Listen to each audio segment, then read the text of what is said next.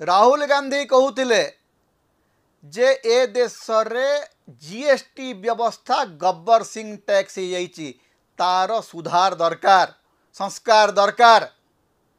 एवं 18% maximum capping करतु GST रे। प्रधानमंत्री एवं घोषणा कर जीएसटी रे संस्कार आरंभ हम अवश्य जहाँ शुणा जाऊँगी जे 28% गोटे गुड़ा नुआ स्लाब या बाकी गुड़ाक 18% भितर रखा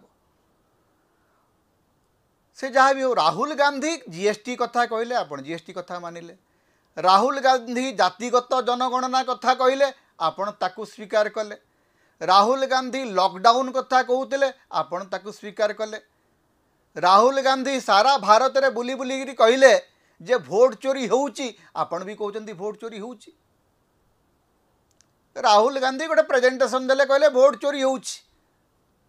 भारतीय जनता पार्टी आसिक कहूँ आज्ञा राहुल गांधी कन्स्टिट्यूएंसी रे भोट चोरी होइची। अरे राहुल गांधी तो सही कथा कहते,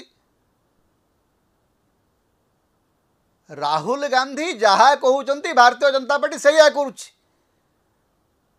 ताहले राहुल गांधी पप्पू कहीं नरेंद्र मोदी महानायक कहीं